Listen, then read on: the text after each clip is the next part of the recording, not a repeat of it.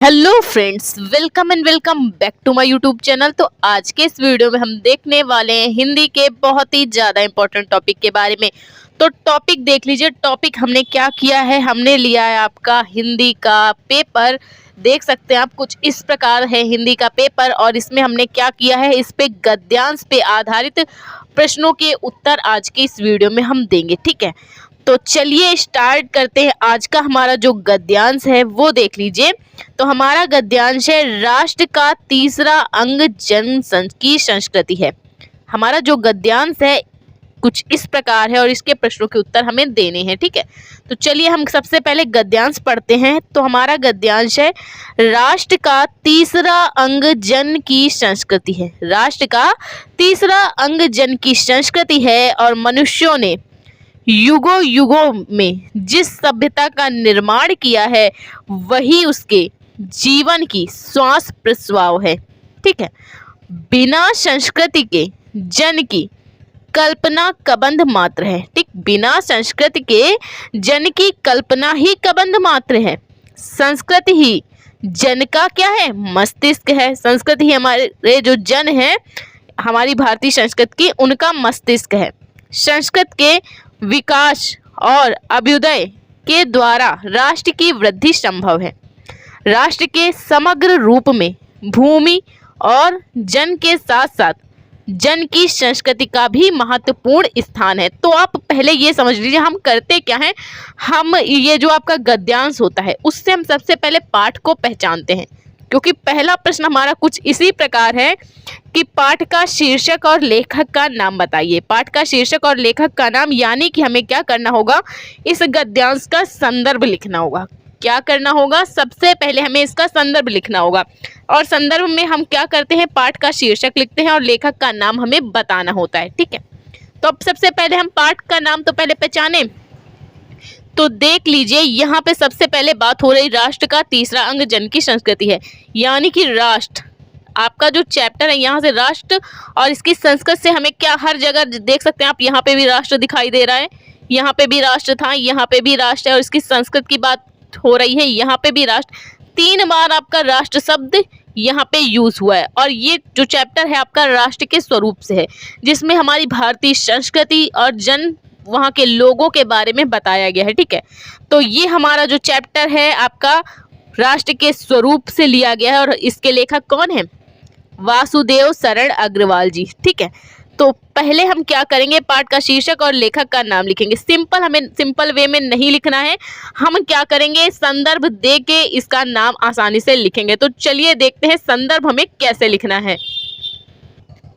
तो देख लीजिए, इसके लिए हम यहाँ पे क्या करेंगे, हम लिखेंगे, सबसे पहले हमें डालना होगा आद्यांत। आद्यांत लिखना होगा ब्लैक पेन से। और ये जो आपका पैराग्राफ है, राष्ट्र का तीसरा अंग जन की संस्कृति, और जहाँ तक भी है वहाँ तक हमें लिखना होता है। तो हम क्या करेंगे, हम लिखेंगे केवल राष्ट्र का तीसरा। क्या लिखेंगे, राष्ट्र का तीसरा हम लिखेंगे और पूरे में डॉट डॉट लगा देंगे। लास्ट में हम क्या लिखेंगे, महत्वपूर्ण स्थान है। राष्ट्र का तीसरा डॉट डॉट क्या करेंगे, डॉट डॉट में पूरा पैराग्राफ आ जाता है और लास्ट में हम महत्वपूर्ण स्थान है लिख देंगे। तो सबसे पहले हमें क्या पूछा जा रहा है, पहला प्रश्न हमारा है पाठ का शीर्षक और लेखक का नाम बताइए। तो इसमें हम क्या करेंगे, संदर्भ लिखेंगे। अब संदर्भ किस प्रकार लिखना है, तो हम सबसे पहले क्या करेंगे, सबसे पहले लिखेंगे प्रस्तुत गद्यावतरण, क्योंकि ये गद्य गरिमा से है और गद्य है, तो हम क्या लिखेंगे, प्रस्तुत गद्यावतरण। हमारी पाठ्य पुस्तक गद्य गरिमा, हमारी पाठ्य पुस्तक कौन सी है, गद्य गरिमा। प्रस्तुत गद्यावतरण हमारी पाठ्य पुस्तक गद्य गरिमा में संकलित राष्ट्र के स्वरूप से लिया गया है। किस चैप्टर से ये लिया गया है, राष्ट्र के स्वरूप चैप्टर से लिया गया है। और इसके जो लेखक हैं, हिंदी के प्रसिद्ध साहित्यकार व निबंधकार वासुदेव शरण अग्रवाल जी हैं। आप चाहते तो ऐसे भी लिख सकते थे कि इसके लेखक वासुदेव शरण अग्रवाल जी हैं, लेकिन जितना अच्छा एक्सप्रेशन डालेंगे संदर्भ में उतने अच्छे आपके नंबर होंगे, क्योंकि क्या होता है, 2 नंबर आपके संदर्भ के मिलते हैं। ठीक, तो संदर्भ पर आपको पूरी मेहनत करनी होती है। ठीक है, जितना अच्छा लिखेंगे उतने अच्छे नंबर। तो हमने यहाँ पे क्या लिखा, इसके लेखक हिंदी के प्रसिद्ध साहित्यकार व निबंधकार वासुदेव शरण अग्रवाल जी हैं। ठीक, तो ये हो गया हमारा संदर्भ। एक बार फिर से देख लीजिए, प्रस्तुत गद्यावतरण हमारी पाठ्य पुस्तक गद्य गरिमा में संकलित राष्ट्र के स्वरूप पाठ से, आप चाहें तो यहाँ पे लिख सकते हैं, राष्ट्र के स्वरूप पाठ से लिया गया है। इसके लेखक हिंदी के प्रसिद्ध निबंधकार व साहित्यकार श्री वासुदेव शरण अग्रवाल जी हैं। तो ये हमारा संदर्भ हो चुका है पूर्ण। पहले प्रश्न का ये आंसर था कि पाठ का शीर्षक और लेखक का नाम, जिसको हमने संदर्भ के रूप में दिया। अब चलिए हम देखते हैं कि नेक्स्ट क्वेश्चन इसका क्या है। तो नेक्स्ट क्वेश्चन इसका देख सकते हैं। नेक्स्ट क्वेश्चन बोल रहा है राष्ट्र का तीसरा अंग क्या है। राष्ट्र का तीसरा अंग तो हमें इसी पैराग्राफ से छांटना है। तो हमारा पहले ही लाइन में दिया हुआ है, राष्ट्र का तीसरा अंग जन की संस्कृति है। लोगों की जो संस्कृति है वही राष्ट्र का तीसरा अंग है। लेकिन इस क्वेश्चन का आंसर हम किस प्रकार देंगे वो चलिए हम देख लेते हैं। तो लेखक वासुदेव शरण अग्रवाल जी ने पहला अंग भारत की भूमि को, लेखक वासुदेव शरण अग्रवाल जी ने सबसे पहले अंग, जो हमारे राष्ट्र का सबसे पहला अंग है वो है भारत की जन्मभूमि, और जो दूसरा अंग है वो है भारत में रहने वाले मनुष्य यानी कि जो जन है। ठीक, पहला अंग भारत की भूमि और दूसरा अंग जन तथा तीसरा अंग भारत की संस्कृति को बताया है। पहला अंग भारत की भूमि को, दूसरा अंग भारतीय लोगों को और तीसरा अंग भारत की संस्कृति को बताया है। अर्थात भारत का तीसरा अंग हमारी भारतीय संस्कृति है। क्या है? हमारी भारतीय संस्कृति हमारे राष्ट्र का तीसरा अंग है। ठीक, अब चलिए नेक्स्ट क्वेश्चन इसका देख लेते हैं। तो पहले क्वेश्चन का आंसर हमने संदर्भ करके दिया। दूसरा था राष्ट्र का तीसरा अंग क्या है, तो हमारी राष्ट्रीय संस्कृति, हमारी भारतीय संस्कृति राष्ट्र का तीसरा अंग है। तो तीसरा क्वेश्चन बोल रहा है राष्ट्र का विकास किसके द्वारा संभव है। हमारा जो राष्ट्र है उसका विकास किसके द्वारा संभव है। और चौथा क्वेश्चन क्या है, जन का मस्तिष्क क्या है। तो ये दोनों क्वेश्चन हम क्या करेंगे, इसी पैराग्राफ के माध्यम से कैसे लिखेंगे वो हम देख लेते हैं कि तीसरा और चौथा क्वेश्चन हमें कैसे करना है। तो हमारा तीसरा क्वेश्चन देख लीजिए कि राष्ट्र का विकास किसके द्वारा संभव है। तो हमारी भारतीय संस्कृति, हमारी पहले भाई भारत का पहला अंग क्या है, हमारी भारत भूमि, दूसरा अंग है वहाँ के लोग और तीसरा अंग है भारतीय संस्कृति।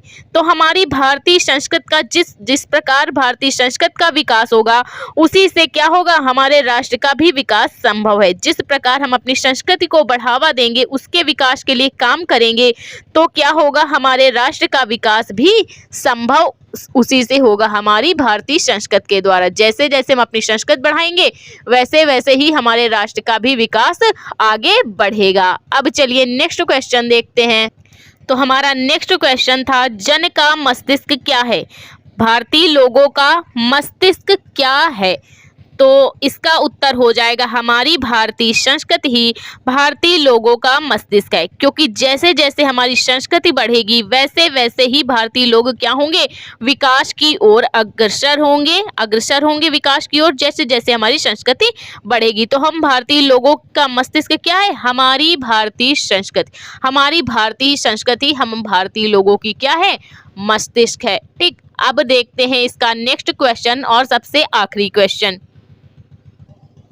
तो इसका सबसे आखिरी क्वेश्चन है रेखांकित अंश की व्याख्या कीजिए। क्या बोल रहा है, रेखांकित अंश की व्याख्या कीजिए। मतलब ये जो पूरा पैराग्राफ दिया हुआ है इसकी हमें क्या करनी है, व्याख्या करनी है। तो चलिए स्टार्ट करते हैं इसकी व्याख्या।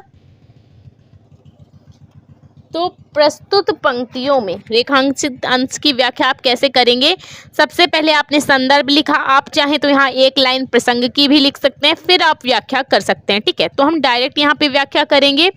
तो हम सबसे पहले क्या करेंगे, हमें लिखना होगा प्रस्तुत पंक्तियों में अग्रवाल जी, या आप यहाँ पे ये भी लिख सकते हैं कि प्रस्तुत पंक्तियों में लेखक कहता है कि, क्या कहता है लेखक, प्रस्तुत पंक्तियों में अग्रवाल जी कहते हैं कि हमारी जो भारतीय संस्कृति है और यहाँ पे जो रहने वाले हमारे राष्ट्र की जो संस्कृति है और यहाँ के जो मनुष्य हैं एक दूसरे के क्या है, पूरक हैं। यानी कि कैसे पूरक हैं कि एक दूसरे के बिना किसी का भी कोई अस्तित्व नहीं है। हमारी जो भारतीय संस्कृति है और यहाँ पे रहने वाले जो भारतीय मनुष्य हैं वो एक दूसरे के पूरक हैं, एक के बिना दूसरे का कोई भी अस्तित्व नहीं है। क्योंकि जो हमारी संस्कृति है इसको कौन बढ़ावा देगा? भारतीय लोग ही तो बढ़ावा देंगे। जब भारतीय लोग इस संस्कृति को अपनाएंगे और इसको बढ़ावा देंगे तभी तो हमारी संस्कृति बढ़ेगी। और जब भारत संस्कृति ही नहीं होगी तो मनुष्य का भी कोई अस्तित्व नहीं होगा। मतलब कि ये दोनों एक दूसरे की क्या है? पूरक है। एक के बिना दूसरे का कोई भी अस्तित्व नहीं है। ठीक। और हमें आगे क्या लिखना है?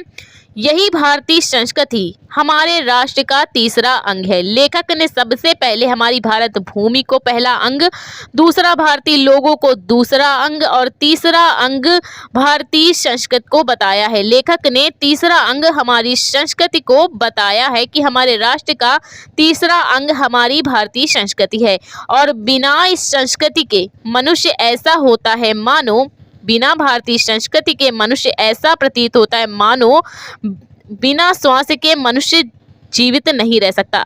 बिना भारतीय संस्कृति के मनुष्य ऐसा प्रतीत होता है जैसे कि किसी मनुष्य में जब श्वास ही ना हो तो वो जीवित रह सकता है? उसी प्रकार जिस प्रकार बिना श्वास के मनुष्य जीवित नहीं रह सकता, उसी प्रकार बिना संस्कृति के मनुष्य जीवित नहीं रह सकता। उसका कोई भी प्रादुर्भाव उसका होने वाला नहीं है। उसी प्रकार संस्कृत भी है मनुष्य के लिए। इसीलिए कहते हैं कि हमारी संस्कृति ही हमारे इस जीवन रूपी वृक्ष का, हमारी ये जो जीवन रूपी वृक्ष है, हमारे शरीर का जो ये जीवन रूपी वृक्ष है जो कि निरंतर समय के साथ बढ़ता रहता है, उस जीवन रूपी वृक्ष में हमारी भारतीय संस्कृति एक फूल के समान है। किसके समान है? एक फूल के समान है। और जैसे जैसे मनुष्य की जीवन शैली का विकास होता है, जैसे जैसे मनुष्य की जीवन शैली का विकास होता है, कैसे विकास होता है? पहले बचपन आया, फिर और बड़े हुए, पढ़ने लायक हुए, ठीक, पढ़े लिखे, फिर विवाह हुआ, फिर गृहस्थाश्रम। तो इस प्रकार जिस प्रकार जैसे जैसे मनुष्य की जीवन शैली का विकास होता है वैसे वैसे हमारी संस्कृति और सभ्यता का भी विकास होता जाता है। तो जैसे जैसे हमारी जीवन शैली का विकास होता है वैसे वैसे ही हमारी संस्कृति और सभ्यता का भी निरंतर विकास होता रहता है। तो ये थी हमारी रेखांकित अंश की व्याख्या। तो आई होप आपको ये पांचों क्वेश्चन समझ में आए हो। तो प्लीज़ वीडियो को लाइक और हमारे चैनल को सब्सक्राइब करें जिससे हम इसी तरह के इंपॉर्टेंट वीडियोस आपके लिए लाते रहें। Thank you for watching this video.